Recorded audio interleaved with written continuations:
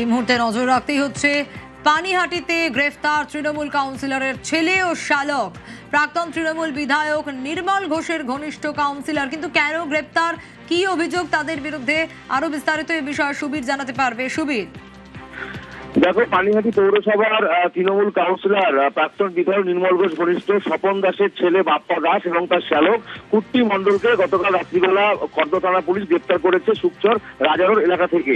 এদের বিরুদ্ধে অভিযোগ ছিল তৃণমূল সরকারের আমলে তোলাবাজি, বোমাবাজি থেকে শুরু করে মানুষকে হুমকি দিয়ে জমি দখল, পাশাপাশি অটো যে ইউনিয়ন, সেই অটো ইউনিয়নের থেকে কিন্তু তোলাবাজি করা এবং সে জায়গা থেকে পারমিট ছাড়া অটো ঢুকিয়ে সেখান থেকে মোটা অঙ্কের টাকা তোলার অভিযোগ এবং এলাকার যারা গরিব মানুষ তাদের থেকে জমি আত্মসাৎ করার অভিযোগ উঠেছিল এই দুইজনের বিরুদ্ধে, অর্থাৎ কুট্টি মণ্ডল ও বাপ্পা দাসের বিরুদ্ধে।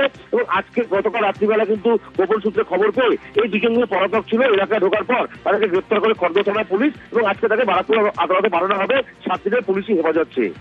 বেশ।